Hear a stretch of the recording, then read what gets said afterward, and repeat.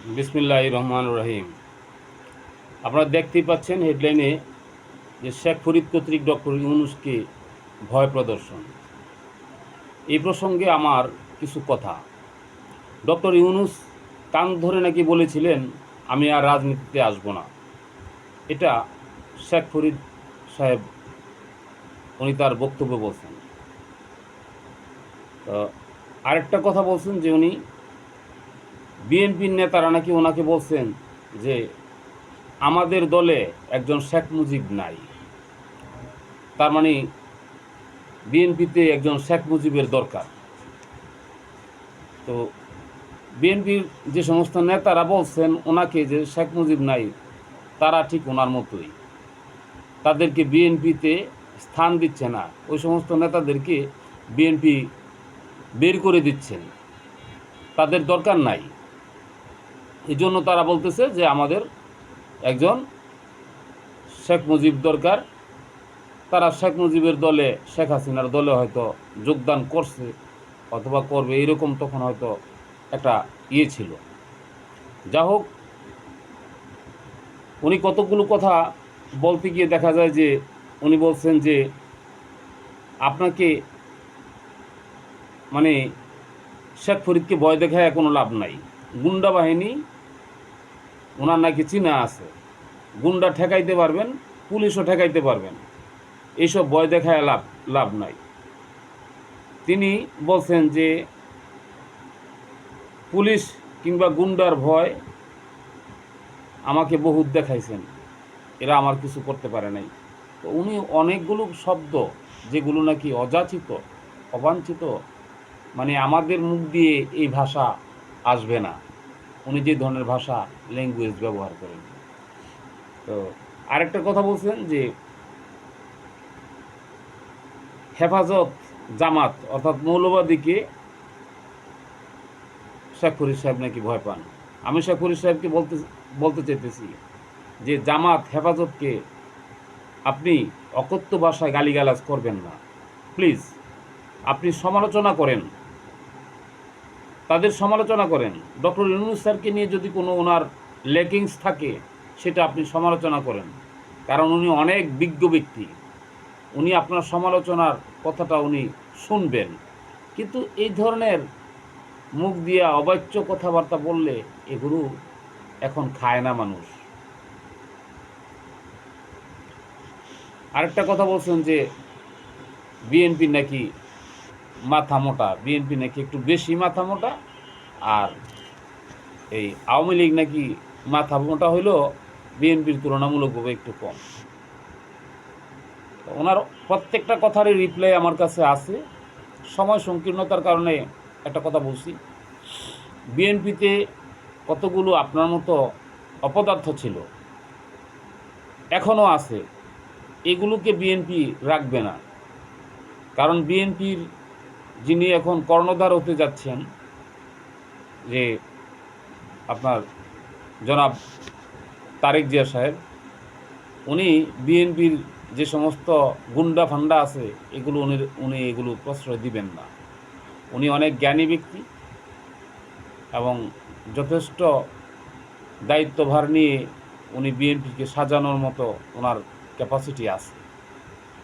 কাজেই আপনি বিএনপিকে নিয়ে মাথা ঘামানোর কোনো দরকার নাই। আপনার মতো আপনি বলছেন যে এই আপনি আওয়ামী লীগ থেকে কোনো সুবিধা নেন নাই। আরে ভাই শেখ ফরিদ, আপনি আওয়ামী লীগ থেকে কী সুবিধা নেবেন? আপনাকে তারা সুবিধা দিলে তো আপনার মতো লোকের আওয়ামী লীগে কোনো পাত্তাই ছিল না।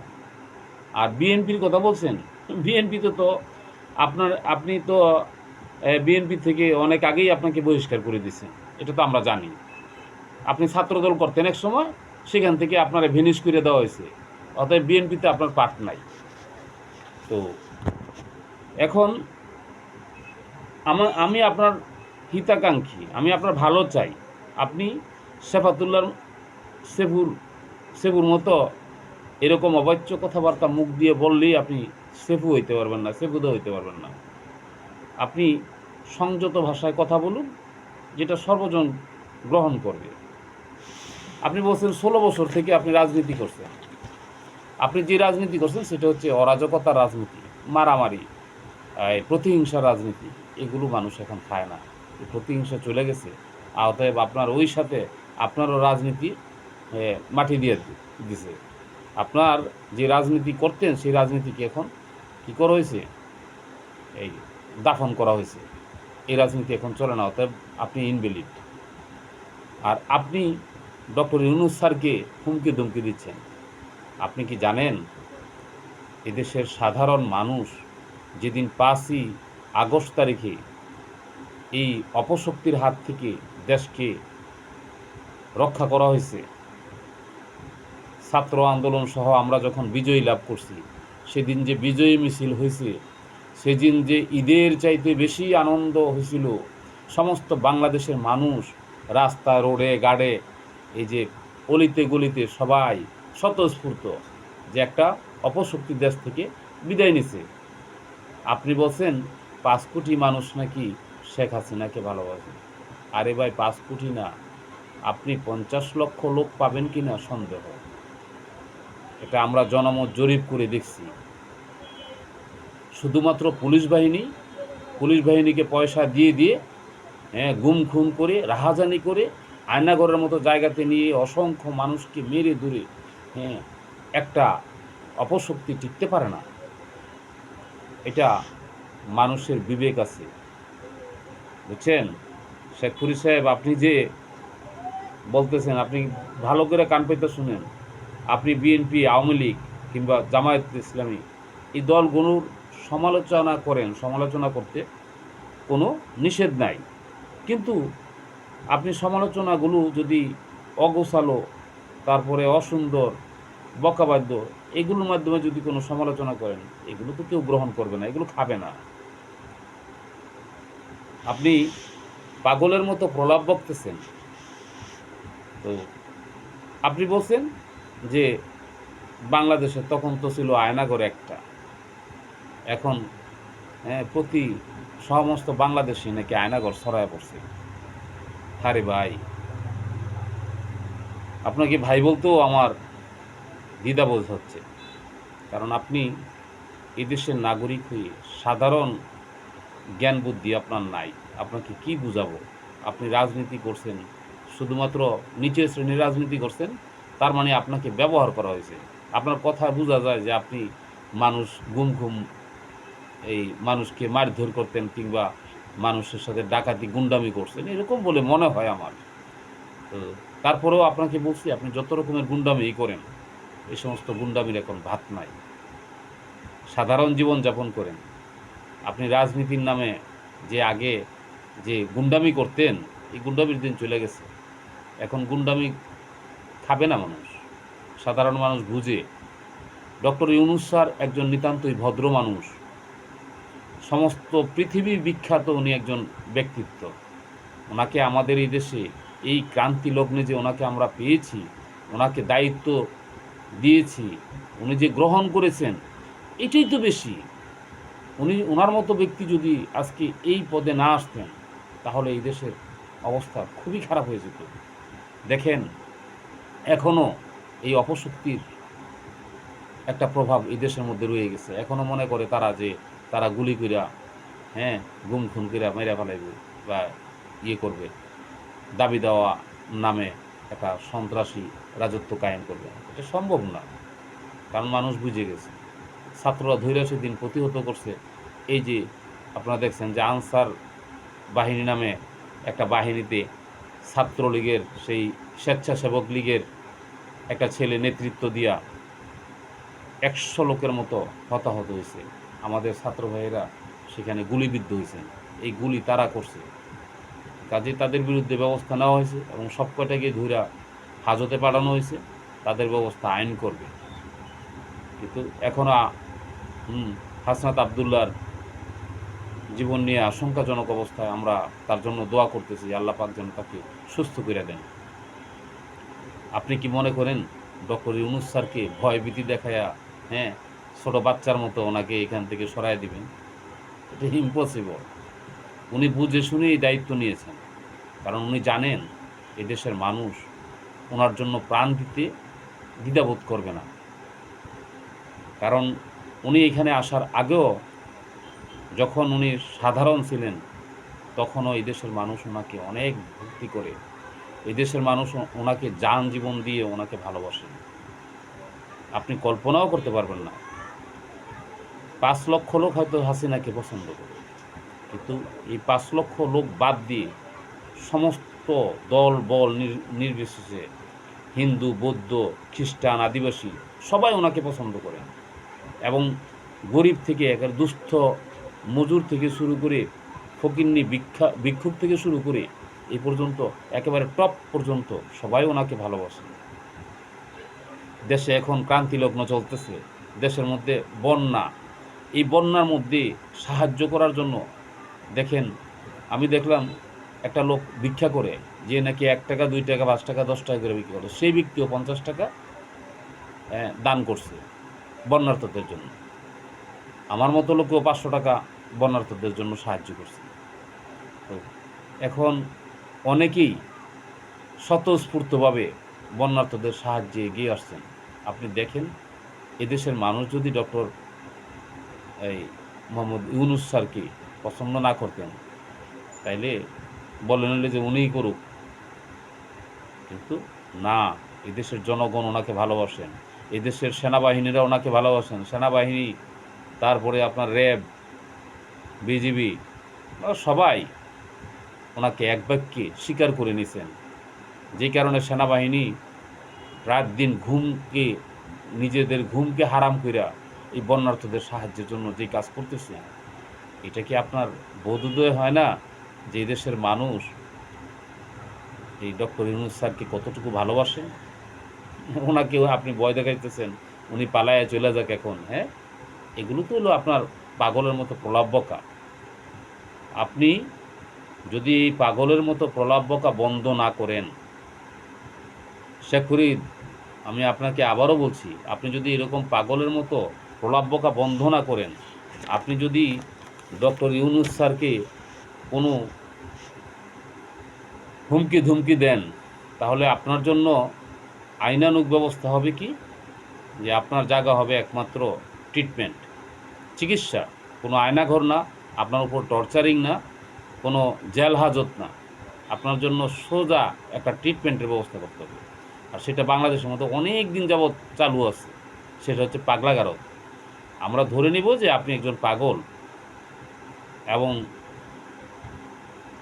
আইন প্রশাসন, এই দেশের রাষ্ট্রীয় ব্যবস্থা আপনার জন্য সেইখানে সুন্দর সুব্যবস্থা রাখবেন, ট্রিটমেন্ট করাবেন ওখানে নিয়ে।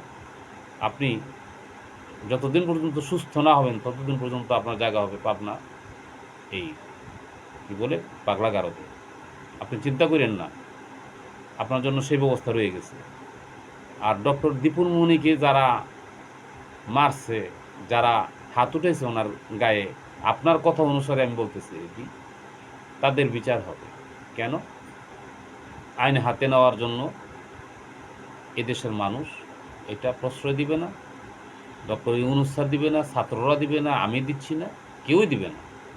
কারণ তাকে ধরা হয়েছে, সে আইনের আওতায় যাবে, এটা আইন বুঝবে।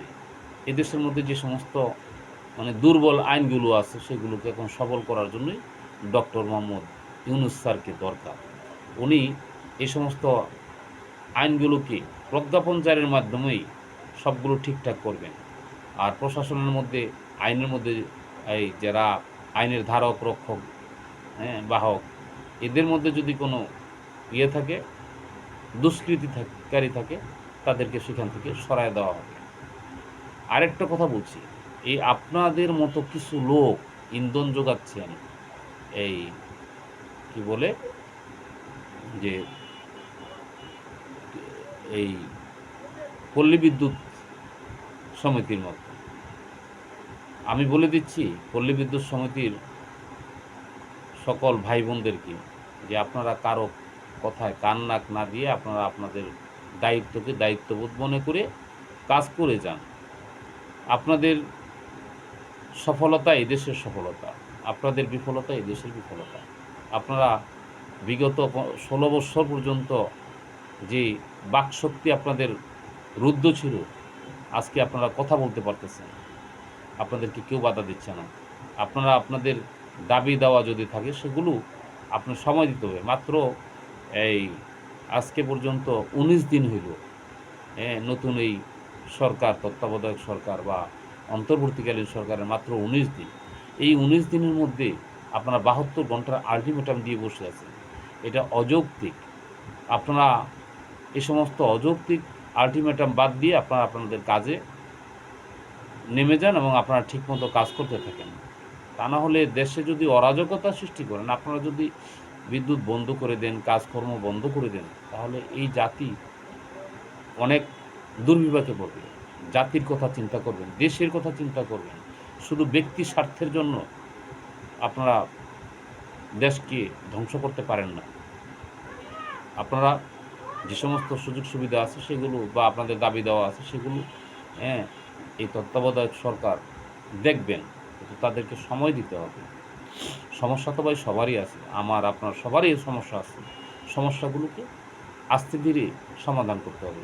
সবগুলো একসাথে যদি আপনি মাত্র ১৯ দিনের একটা শিশু বলতে গেলে এই রাষ্ট্র পরিচালনার জন্য এই ১৯ দিনের যে ক্ষমতা, এখনও পর্যন্ত দায়িত্বগুলো ওনারা নলেজে নিতে পারেন নাই। এবং এই ইয়েগুলো মন্ত্রণালয় কম, অনেকগুলো আরও অনেক উপদেষ্টার দরকার। কারণ এই রাষ্ট্র পরিচালনার জন্য যে কয়েকজন উপদেষ্টা নিচ্ছেন এদেরকে দিয়ে হবে না। আমি তো ভাই শিক্ষাবিদ। শিক্ষার উপরে যদি আমি বলতে যাই তাহলে আমার যে সমস্যার কথাগুলো এগুলো শেষ করা যাবে না। এই সমস্যাগুলো সমাধান করতে হলে শিক্ষাবিদেরা মিলে একটা কমিটি গঠন করতে হবে।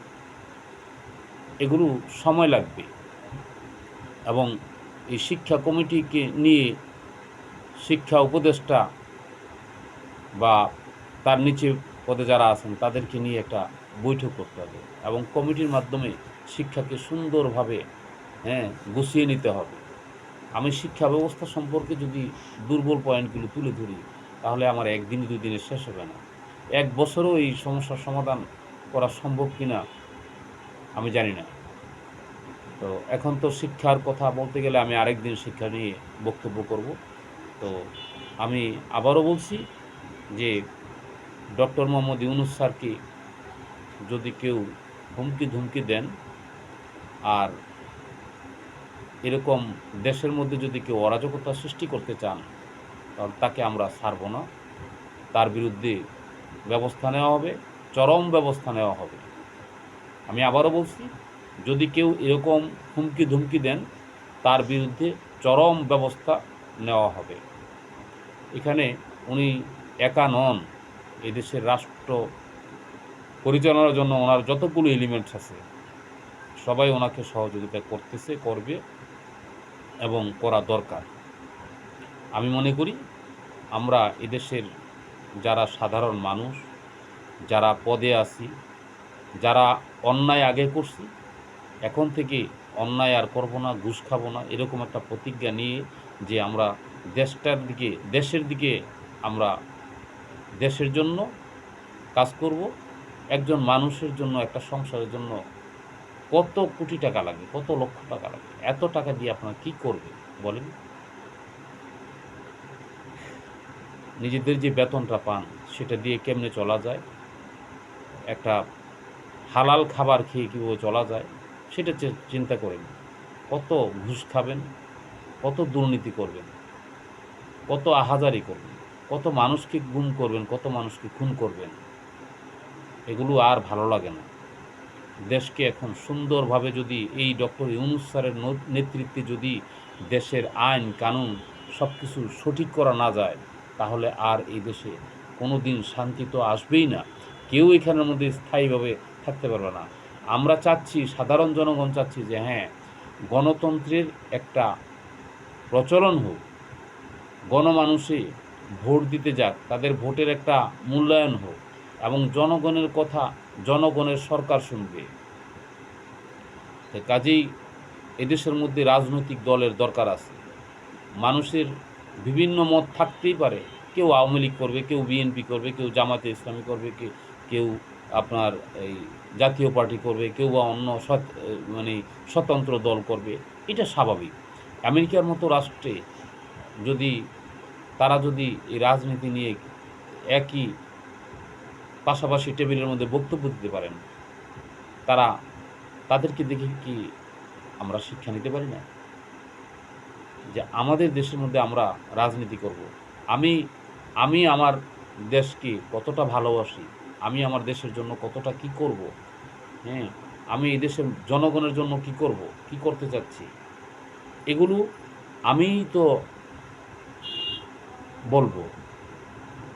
এরকম মানুষ, এই যে আমাকে দেশের জন্য নিবেদিত করতে হবে। এই দেশের মধ্যে এখন রাজনৈতিক দলগুলোর মধ্যে অনেকেই রাজনীতি করে শুধুমাত্র দলের কথা বলে বলে, যেরকম মানে উশৃঙ্খলতা করে, এই উশৃঙ্খলতা কেউ পছন্দ করে না। আপনি দল করেন, আপনি যাই কিছু করেন না কেন, তো আপনার ভাষা, বক্তব্য মানুষ শুনবে। আপনি এই দেশের মানুষকে কী দিতে চাচ্ছেন, কি করতে চাচ্ছেন, এটা মানুষকে আপনি বুঝিয়ে বলেন, তখন আপনাকে এই দেশের জনগণ, হ্যাঁ, অবশ্যই চাইবে যে না, এই লোকটা ক্ষমতায় আসুক, এই লোকটাকে আমরা চাই, এই মানুষটা ভালো, এই মানুষটার কথা আমাদের কাছে ভালো লাগে, উনি আমাদের জন্য নিবেদিত। কিন্তু কাউকে ধমক দিয়ে, কাউকে ওই মেরে ধরে আপনি শান্তি আনতে পারবেন না। এদেশের মানুষ এখন শান্তি চায়, আর কোনো অরাজকতা চায় না, গুম খুন এগুলো চায় না, গুন্ডামি চায় না, খারাপ কিছু চায় না। এদেশের মানুষ এগুলো অনেক হয়েছে, দেশের মানুষের অনেক আত্মহত্যা হয়েছে।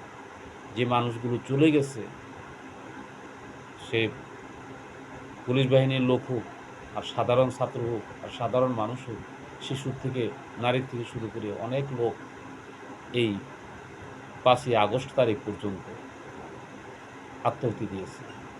তাদের কথা চিন্তা করুন।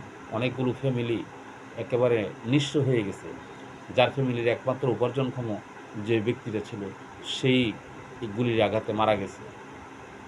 তাদের কথা চিন্তা করেন। আপনার ফ্যামিলি যেরকম, সবার ফ্যামিলি একই রকম। প্রত্যেকটা মানুষ চায় যে আমরা সুন্দরভাবে জীবনযাপন করি, আমরা সাধারণ মানুষ সাধারণভাবে জীবনযাপন করি। এদেশকে উন্নত করার জন্য আমাদের সকলেরই দায়িত্ব। কাজেই আর কথা বাড়াবো না। ডক্টর ইউনূস স্যার, উনি ব্যক্তি স্বার্থে এখানে আসেন নাই। ওনার ব্যক্তি কোনো স্বার্থ, চাহিদা এমন কোনো কিছুই নাই। যে মানুষটার আর কোনো চাহিদা নাই, যে মানুষটার আর কোনো লোভ নাই, কাজেই সেই মানুষটা নিঃস্বার্থভাবে এই দেশকে কিছু দিবে। এই দেশের মানুষ তাকে সেই জন্য আনছেন যে ওনার কোনো চাহিদা নেই। ওনার আর কি চাহিদা থাকতে পারে? ওনার সুনামের আর কি কতটুকু বাকি আছে? হ্যাঁ, ওনাকে আমরা সহযোগিতা করব। উনি এককভাবে, এটা যেহেতু রাজনৈতিক বিষয়, এটা যেহেতু রাষ্ট্রের বিষয়, হ্যাঁ, কাজেই উনি সাংগঠনিকভাবে ওনার কিন্তু একটা পাওয়ার আছে, সংগঠন করার মতো ওনার যে যোগ্যতা, ক্যাপাসিটি আছে। কাজেই এই দেশটাকে উনি সুন্দর সুশৃঙ্খলভাবে একটা মানে ভালো একটা পর্যায়ে নিয়ে যেতে পারবেন। ওনাকে সময় দিতে হবে। তো আমি বলছি না, শুধু আমাদের এই দেশের জনগণের মতামত নিয়ে আমি বলছি যে উনি যদি 5টা বছর এই দেশের মধ্যে থাকেন, তাহলে 5 বছর পরে গিয়ে একটা নির্বাচন দিলে সুন্দরভাবে আইন কানুন যা কিছু আছে সব ঠিকঠাক হয়ে যাবে। আপনারা বলতেছেন যে বিধি, যারা বিধির কথা বলতেছেন, এদেশে কখন বিধি ছিল বলেন? আমি তো দেখি না। এদেশের মধ্যে যে হাসিনা ছিল, সে ছিল একটা মানে কি এই অপশক্তি। সেটা পুলিশ শোষিত একটা রাষ্ট্র ছিল এই দেশ। সে সরকার প্রধান ছিল না, তাকে সরকার হিসাবে আমি কখনো মেনে নেইনি। আমি বলছি সরকারবিহীন রাষ্ট্র বাংলাদেশ। সে একটা অপশক্তি ছিল, সে অপশক্তির প্রভাবে এই দেশটা নিঃশেষ হয়ে যাইতেছিল। কাজেই তার যে বিধিবিধান বলতেছে, সেগুলো কোনো বিধিবিধান না। কারণ একটা গণতান্ত্রিক রাষ্ট্রের মধ্যে এরকম মানে নীতিহীনভাবে ধইরা নিয়ে যেত ঘরের থেকে। দাঁড়িয়ে রাখতে পারি না, দাঁড়িয়ে রেখে ইসলামিক কথাবার্তা বললেই আমি জঙ্গি হয়ে গেলাম। আমি এই গত 5 তারিখে যখন দেশ স্বাধীন হলো তখন থেকে আমি দাড়ি মোবারক রেখে দিয়েছি। এর আগে আমার দাড়ি রাখতে পারি নাই। আমি ইসলামিক কথাবার্তা বলতাম, সেজন্য আমাকে পুলিশ ধইরা নিয়ে গেছে। নিয়া আমার বিরুদ্ধে স্ক্যান্ডাল রটনা কইরা আমার কাছ থেকে এই 40,000 টাকা নিয়ে গেছে। এটা একরকম ব্ল্যাকমেলিং করে আমাকে, আমার টাকা ছিল, আমি সত্য কথা বলতাম, আমি সত্য লেখা লিখতাম। কারণ আমি শিক্ষাবিদ, আমি আমাকে মেরে ফেললেও তো আমি সত্যের পক্ষে থাকব। এটাই আমার ইয়ে ছিল। আমাকে তারা নিয়ে স্ক্যান্ডেলিং পুলিশের যে ব্যবহারটা ঠিক এই কি বলে দেখলাম যে এই শেখ ফরিদের যে মুখের ভাষা, পুলিশের ভাষাটা ঠিক একই রকম। এতে করে তারও একটা অপশক্তির যে গন্ধ, এটা কিন্তু তার গায়ের থেকে আসে, তার কথাবার্তায় আসে। তো যাই হোক, আজকে আমি আর বাড়াবো না। আমি বলবো আমরা সবাই এই দেশের বাসিন্দা। আমরা দেশকে সুন্দরভাবে কীভাবে এগিয়ে নিয়ে যাওয়া যায়, এই দেশের মানুষ কীভাবে শান্তিতে বসবাস করতে পারে, আর যাতে একটা প্রাণও না যায়, আমরা উত্তেজিত হয়ে প্রতিহিংসার বশবর্তী হয়ে যেন কারো উপরে অত্যাচার না করি। আমরা চাইব, আমার বাক স্বাধীনতা আছে, আমি আমার ভাষার মাধ্যমে আমি বলবো, আমি আমার বক্তব্য পেশ করব, আমি আমার কথা বলবো, প্রাণ খুলে কথা বলবো, আমার অধিকারের কথা বলবো। কিন্তু সেটা একটা ওয়ে আছে, সেই ওয়েতে গিয়ে আমাকে বলতে হবে। আমি অন্যায়ভাবে বলতে পারবো না, অন্যায় আবদার করা যাবে না, এগুলো করা ঠিক না। কারণ যখন অপশক্তির হাতে দেশ ছিল তখন আমরা সত্য কথা বলতে পারি নাই। যদি ইসলামিক কোনো কথা বলছে, তাকে ধরে নিয়ে গেছে যে তুমি জঙ্গিবাদ। এই জঙ্গিবাদের ভয়ে দাড়িগুলো পর্যন্ত রাখতে পারি না, কারণ ধরে নিয়ে গেছে আমারে, পুলিশি শোষণের শিকার হয়েছি, আমার বিরুদ্ধে স্ক্যান্ডেলিং রটনা করা হয়েছে। এখন সময় এসছে, সত্য কথা বলার সময় এসছে। তাই আমি আজকে এই কথাগুলো বলছি। আমি শেখ ফরিদ সাহেবের সাথে আমার কোনো শত্রুতা নেই, ওনার সাথে আমার পরিচয়ও নেই, কিন্তু ওনার যে ভাষ্যগুলো, সেগুলো দেখে মনে হলো যে উনি ভুল পথে আছেন। কাজে একজন মানুষ যদি ভুল পথে থাকে, তাকে শুধরানোর জন্য আমার ভাষাটাই যথেষ্ট। যদি উনি বুঝেন, আমার কথা যদি উনি বুঝে থাকেন, তাহলে উনি সুপথে চলে আসবেন, ভালো পথে আসবেন। ওনাকে কেউ মারুক ধরুক, আর যেটা বলছেন যে জামায়াতে ইসলামী লোকেরা ওনাকে মানে অপহরণ করতে পারে, মারতে পারেন, আমি এটা বিশ্বাস করি না। কারণ জামায়াতে ইসলামের লোকেরা এদেশের হিন্দু যারা আছে তাদেরকে প্রোটেক্ট দিয়ে রাখছে। সংখ্যালঘু বলতে এখন আর কোনো কথা নেই, ওরা এই দেশের বাসিন্দা। হিন্দু, বৌদ্ধ, খ্রিস্টান, যে আদিবাসী উপজাতি যাই বলেন না কেন, আমরা এই দেশের সবাই এই দেশের অধিবাসী, সবারই অধিকার আছে, সবাই কথা বলতে পারবে, বাক স্বাধীনতা সবারই আছে। কিন্তু বাক স্বাধীনতার পরে কেউ যেন হাত স্বাধীনতা না করে, একজন আরেকজনের গায়ে যেন হাতে টাচ না করে। আপনি কথা বলবেন সেটা যুক্তির সাথে, আপনি কথা বলবেন সেটা একটা সুন্দর সাবলীলভাবে বলবেন, অবাচ্য কথাবার্তা যেন কেউ আমরা না বলি। এই প্রত্যাশা নিয়ে আজকের এই কথাগুলো আমি শেষ করছি। সবাইকে আমি ধন্যবাদ জ্ঞাপন করছি। আমার ভিডিওটা আপনারা দেখবেন এবং প্রথম থেকে শেষ পর্যন্ত যারা দেখছেন বা দেখবেন, তাদের প্রতি আমার কৃতজ্ঞতা, এবং সমস্ত দেশবাসীর জন্য আমি প্রাণভর দোয়া করব, যেন আমরা সবাই বৈষম্যের শিকার না হই, আমরা যেন সুন্দরভাবে জীবনযাপন করতে পারি। ধন্যবাদ সবাইকে। আসসালামু আলাইকুম।